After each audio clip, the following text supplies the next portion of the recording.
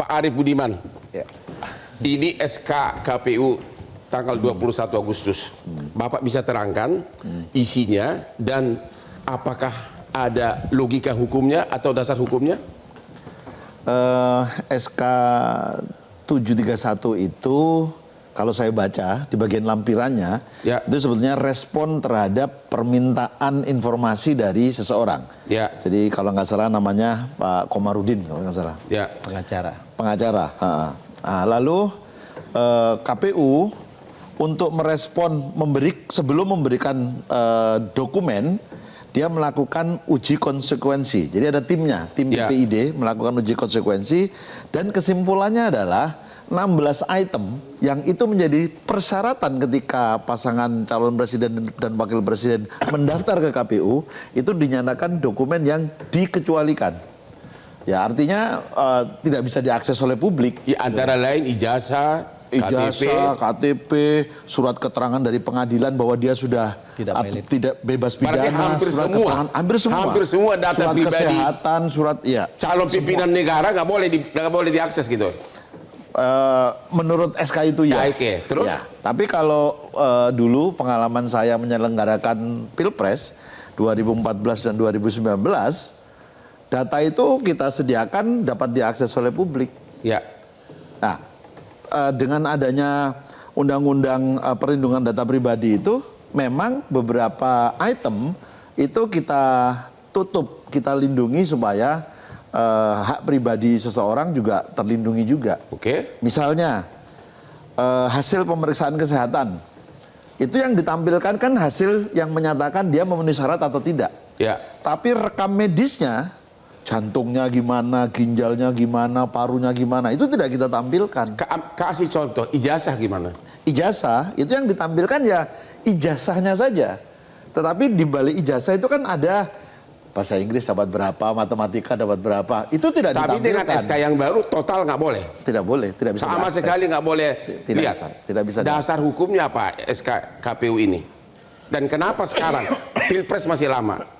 Kalau mengikuti prosedurnya, maka yang dijadikan dasar oleh teman-teman KPU itu ya hasil rapat uji konsekuensi oleh tim itu. Dari segi hukum, landasan hukumnya ada nggak? Misalnya laporan harta kekayaan. Itu kan oleh KPK malah dibuka ke publik. Kok ini nggak boleh? Nah, ini berarti ada regulasi yang bertentangan. Ya, maksud Bapak SK ini bertentangan dengan undang-undang, siapa yang salah? Dia bertentangan dengan undang-undang yang lain. Misalnya KPK misalnya, dia membuka itu. Tetapi di Undang-Undang Keterbukaan Informasi Publik, Perlindungan Data Pribadi, ini malah tidak bisa dibuka. Ya. Karena ya sudah dilakukan juga uji konsekuensi gitu loh. Ya. Jadi dari Bapak sebagai mantan Ketua KPU, apakah SK ini sebelum dicabut memang ada landasan hukumnya atau tidak? Dan kenapa segampang itu dicabut? Jadi gini, prosedurnya sudah dia lalui Ya, dengan terus? melakukan uji konsekuensi. Ya. Kesimpulan uji konsekuensi itulah yang dijadikan dasar untuk membuat SK, untuk membuat keputusan. Di mana salahnya melihat ijazah orang? Apalagi calon pimpinan negeri. Nah, itu mesti dikonfirmasi kepada KPU yang sekarang gitu ya. Ya. Kok bisa semua ditutup gitu loh.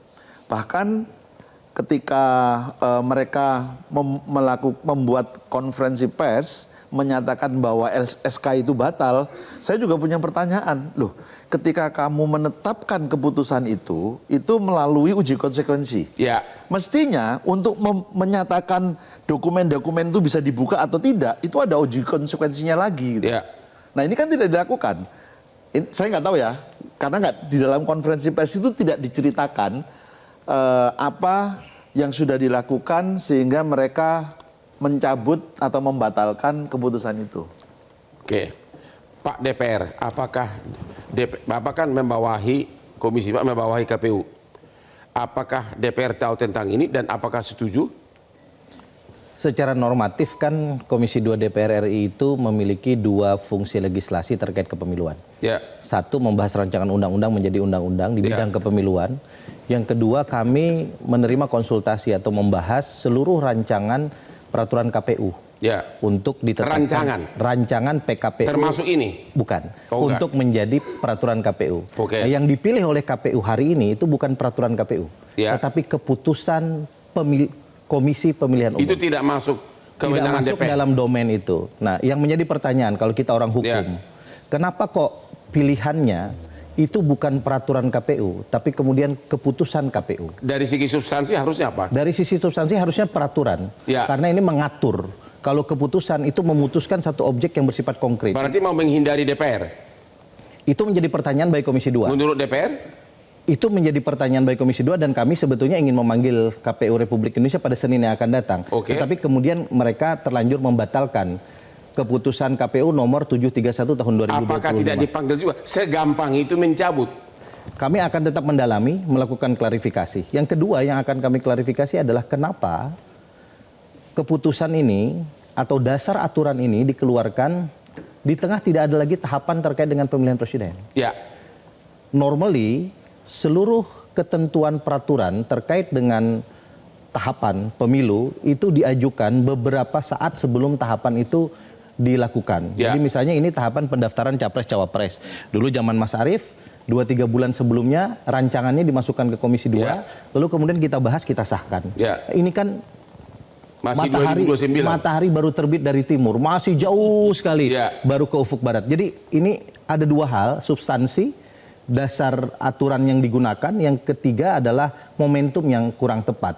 Dan momentum yang kurang tepat ini di tengah arus publik yang menginginkan seluruh kementerian lembaga negara termasuk DPR di dalamnya itu semakin terbuka, semakin accountable. Nah, pemilu kita itu kan harusnya adalah satu pemilu yang bukan hanya demokratis dalam saat pelaksanaannya, tetapi juga demokratis dalam konteks penyusunan proses, termasuk penyusunan Jadi regulasi yang Bapak ada di melihat di dalamnya. sini logika hukumnya nggak nyambung. Logika hukumnya sangat kacau. Kalau begitu motivasinya apa? Mau melindungi seseorang atau apa? Analisa. Saya sebagai Ketua Komisi 2 DPR RI Ya. yang bermitra dengan KPU Republik Indonesia, karena kami belum bisa memanggil resmi karena jadwal masing-masing sudah terjadwal, saya langsung telepon beberapa Ya. pimpinan KPU RI. Terus jawabannya? Mereka menyatakan bahwa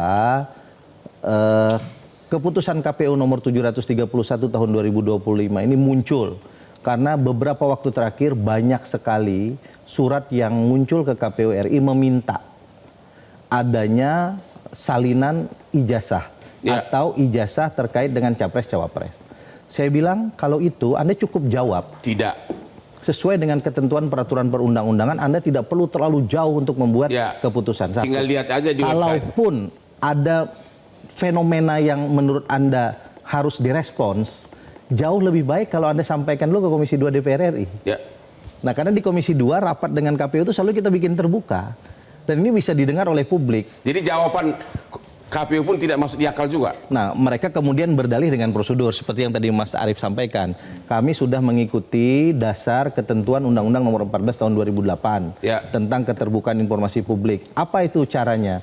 Caranya adalah setiap informasi yang dikecualikan atau yang tidak boleh dilihat oleh publik serta-merta itu harus dilakukan uji konsekuensi. Saya bilang, siapa peserta uji konsekuensinya? Kalau memang peserta uji konsekuensinya itu adalah multi stakeholders yang selama ini punya kepedulian terhadap pemilu, termasuk para pakar-pakar hukum yang peduli terhadap pemilu, dan akan jauh lebih baik juga ada perwakilan dari partai-partai politik, mungkin nggak seperti ini jadinya. Nah, karena itu waktu itu saya sarankan Anda segera bikin klarifikasi kepada publik dengan jelas, dan kalau memang ada persoalan jangan ragu untuk melakukan koreksi atau revisi terhadap keputusan KPU itu. Pak Rangkuti. Kalaupun dilakukan uji konsekuensi, kenapa sekarang? Kan belum mendesak. Tadi kan disebutkan, karena banyaknya permintaan dari luar terhadap ijazah tertentu yang berhubungan dengan capres dan cawapres. Dan KPU seperti merasa bingung untuk memberi jawaban. Apakah meloloskannya atau tidak. Tapi saya lihat ada unsur ketakutan di dalam itu. Ketakutannya apa? Kan yang paling mungkin itu sebetulnya ya akses saja. Benar. Apa masalahnya kan? Akses saja gitu. Nah, tapi mungkin ada unsur rasa takut, akhirnya kemudian ditutup. Akhirnya akses pun ditutup. Akhirnya akses pun ditutup. Jangankan kopi, aksesnya pun ditutup. Terus aksesnya. Menurut Anda? Ya, ada unsur ketakutan di situ. Ketakutan apa? Ya ketakutan terhadap kemungkinan orang bisa akses ijazah itu kan. Jadi yang ditakutkan ijazah siapa? Ya kita nggak tahu. Tadi kan saya nggak tahu. Tadi kan saya ngikutin logika cerita dari Bung Rifki kan, bahwa itu merupakan jawaban terhadap banyaknya tuntutan atau keinginan untuk dapat mengakses ijazah capres dan cawapres kita yang lalu. Gitu.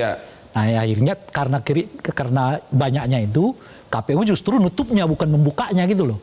Nah mestinya kan KPU sebagai institusi independen yang salah satu kewajiban dia itu menjadikan pemilu jujur dan adil, transparan, akuntabel dan partisipatif, justru mengabaikan prinsip-prinsip ini ketika ia menutupnya gitu. Itu satu. Nah oleh karena itulah kita mau mengatakan mungkin ada unsur ketakutan di dalam yang justru ya kita nggak tahu ketakutan bentuk apa. Terkait seseorang? Bisa jadi. Terkait kelompok, terkait apapun gitu, yang membuat mereka kemudian membuat aturan yang setback gitu loh. Meskipun ini bukan kali pertama. Jadi menurut Anda tindakan Ketua KPU ini benar-benar tidak bertanggung jawab? Ya kalau konteksnya ke demokrasi, ya. Dari segi sistematika kewenangan? Juga iya. Karena tadi misalnya kalau membatasi hak warga negara untuk mendapatkan informasi terhadap pejabat negara, levelnya itu bukan di SK. Minimal tuh peraturan. Jadi kalau, itu minimal tuh. Kalau dari segi aspek apapun nggak masuk di akal. Menurut Bapak, sudah waktunya ini Ketua KPU dilengsarkan. Yang menariknya, Bang Hotman itu, yang menariknya dari ketentuan ini adalah ditutup selama 5 tahun di mana pejabat itu sedang berkuasa. Dan bisa dibuka setelah dia tidak berkuasa.